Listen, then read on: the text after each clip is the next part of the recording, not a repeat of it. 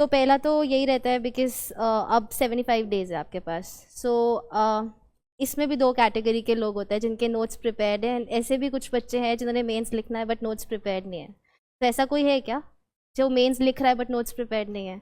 Okay, ऐसे हैं मतलब, ठीक है। नोट्स प्रिपेयर्ड मतलब कि कुछ आइडिया नहीं है मेंस के बारे में। ओके, ठीक है। तो जिसके नोट्स प्रिपेयर्ड नहीं है उसका तो सबसे पहला यही चीज़ है कि you have to go through the syllabus. Mains का बेसिक जो कंटेंट है, जो बेस कंटेंट होता है, वो प्रिपेयर करना ही पड़ेगा। आई थिंक उसके बाद ही क्यूईपी, वैल्यू एडिशन, वो सब बाद का स्टेज है। First is the basic content, ठीक है। उसके लिए जो जो भी सिलेबस में टॉपिक है, एटलीस्ट 2 पेजर नोट्स वो सब टॉपिक्स के होने चाहिए। उसके लिए आप कोई भी इंस्टीट्यूट का, because now you don't have time to make your own notes, अपना खुद का रिसर्च वर्च का टाइम नहीं है। सो जो ऑलरेडी मार्केट में अवेलेबल है वो कंटेंट लेंगे and you can prepare your 2 pager notes, ठीक है। That would be the base content. उसके बाद आएगा जो हम वैल्यू एडिशन एनरिचमेंट की बात करते हैं।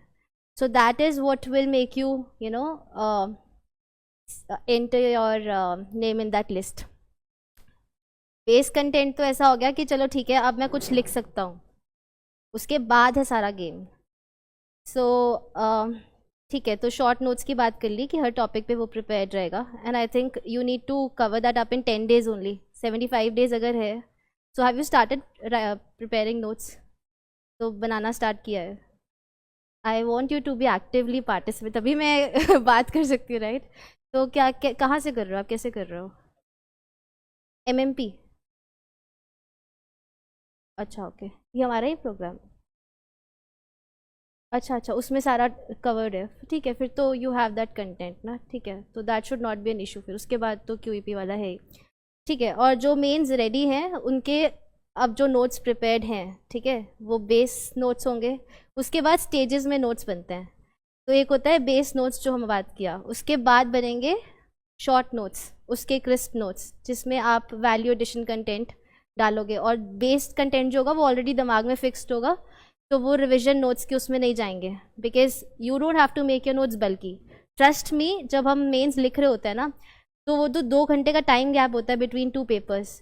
नोट्स ऐसे होने चाहिए कि उस 2 घंटे में ना आप ऐसे ऐसे गो थ्रू कर लो अपने पूरे नोट्स और फ्रेश हो जाए आपके माइंड में। Because switching from GS1 to GS2, next day from GS3 to GS4, वहाँ पे सारा प्रॉब्लम है। बिकॉज एकदम से सब्जेक्ट का शिफ्ट आता है, माइंड सेट चेंज नहीं हुआ, आपने नोट्स को गो थ्रू नहीं किया, तो आप नहीं अच्छे से वो जो पढ़ा भी है वो नहीं लिख पाएंगे। सो नोट्स को हमें उस स्टेज तक लेके जाना है जहाँ पे हम लोग वो 2 घंटे में अपने सारे नोट्स को गो थ्रू कर लें, ठीक है। तो जिनके नोट्स प्रिपेयर्ड भी हैं वो भी स्टेजेस में बनेंगे एंड ये 2026 वालों के लिए भी रेलेवेंट है, आपका भी वो स्टेज आएगा ही, तो प्लीज़ एक्टिवली सुनिए, है ना, ठीक है। तो इसके बाद आता है PYQs वाला चीज़। सो आई थिंक अगर मैं 2022 अटैम्प्ट और 24 अटैम्प्ट में जो मेन डिफरेंस था, मेरा 107 नंबर का गैप था जो मैंने कवर किया। हर पेपर में अराउंड 20 से 25 नंबर का इंक्रीमेंट हुआ था। सबसे इम्पॉर्टेंट चीज़ थी PYQs।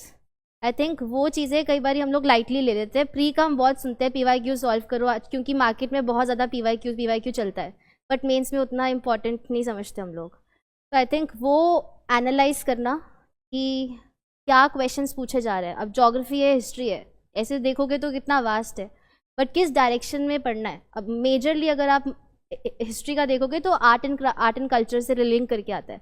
सपोज चोला पीरियड है तो चोला पीरियड का आर्ट एंड कल्चर वाला लिंक होगा, तो वो आपको PYQ से पता चलेगा कि किस डायरेक्शन में कितना फोकस किस सब्जेक्ट पे कहाँ करना है, ठीक है। तो PYQ analysis is one thing.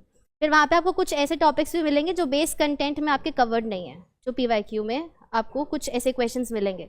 सो वो कवर्ड होने ही चाहिए, बिकॉज PYQ से क्वेश्चन रिपीट होते हैं एंड अगर क्वेश्चन रिपीट हो रहा है वो क्वेश्चन हम लोग स्किप नहीं कर सकते, ठीक है। तो वो चीज़ का ध्यान रखेंगे। ओशन करेंट्स वगैरह वाला क्वेश्चन इफ़ यू सी 2-3 बारी रिपीट हुआ है, आपको मिल भी जाएगा टेलीग्राम चैनल पे, टेलीग्राम पे वो पूरा PYQs का टॉपिक वाइज सेग्रीगेटेड PDF है। तो GS1, GS2, 3, 4 चारों का वो मिल जाएगा। एंड अगर नहीं है तो मैंने अपने टेलीग्राम चैनल पे भी शेयर किया है, तो वहाँ से PYQ को एनालाइज करके एटलीस्ट सारे टॉपिक्स को टिक करके अपने बेस कंटेंट में कवर होने चाहिए, ठीक है। तीसरी चीज़ आती है PYQs को लिखना, एंड ट्रस्ट मी बहुत डिफरेंस होता है। एक तो आपको ना कॉन्फिडेंस आ जाएगा PYQs लिख के कि कैसे कैसे क्वेश्चंस को आइडेंटिफाई करना है, सब पार्ट्स को कैसे देखना है, आइडेंटिफाई करना है, कितना स्पेस किसको देना है। 2 पेज होंगे, कई बार क्वेश्चन इतना बल्कि होगा कि आपको लगेगा यार किसको कितना स्पेस दूं, और ये फाइनल पेपर में भी होता है। वो PYQ सॉल्व करके आपको एक्चुअल में पता चलेगा कि कितना कंटेंट किस पार्ट में, कितने सब पार्ट को कैसे कैसे ब्रेक डाउन करने, और आंसर में कैसे स्ट्रक्चरिंग वाला कैसा जो होगा वो PYQs में आप प्रैक्टिस करिए, ठीक है। एंड उसके लिए चाहिए गाइडेंस। गाइडेंस मतलब गाइडेड आंसर राइटिंग PYQs की भी। तो उसमें या सर कैसा चलेगा ये जो वेब PYQs वाला, फर्स्ट वाला ही है, फर्स्ट पिक्चर दिस वन, हाँ ठीक है करेक्ट। सो ये हाँ बस वही वाला। सो ये सारा सॉरी, सो ये मैंने जस्ट शो करने आपको सिर्फ दिखाने के लिए, these are my test papers only PYQs के। सो प्रैक्टिस टेस्ट से आए हैं सबके।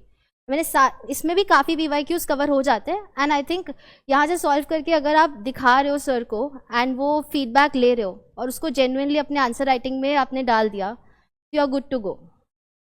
तो PYQs का भी 4 stages we discussed, right? First is the analysis, then you cover the topics which are not covered, you do the answer writing, and then you do the tests of PYQs, guided answer writing, ठीक है। उसके बाद आएगा PYQs हो गया, अब आएगा proper answer writing practice, ठीक है। आंसर राइटिंग प्रैक्टिस में अब जो मेन्स लिख रहे हैं, so obviously 5 to 10 questions every day you have to write. वो फ्लो आंसर राइटिंग का तभी बनेगा अगर हर रोज़ लिख रहे हो, ठीक है। तो हम लोग को ना पता है सब कुछ, आंसर राइटिंग लिखनी है, बट बहुत आलस आता है लिखने में। इट विल टेक एफर्ट, हर रोज़ उठ के वो डिसिप्लिन के साथ लिखना, बट तभी ये पॉसिबल है मेंस क्लियर करना, लिखोगे तो, ठीक है। And PYQs in current affairs दोनों को बैलेंस करके बहुत सारे इंस्टीट्यूट्स ऐसे निकालते हैं, करंट अफेयर्स के डेली क्वेश्चंस भी आते हैं, तो वहाँ से you can pick up 2-3 daily current affairs वाले questions, and then PYQs 1-2, and 4-5 questions अपना GS वगैरह के, and 10 questions every day you should write. And this is not including optional, ठीक है, मतलब ऑप्शनल का अलग से। So I use to dedicate 1 hour for GS answer writing every day, 1 hour for optional. सो वो आंसर राइटिंग प्रैक्टिस तो हम skip कर ही नहीं सकते, ठीक है।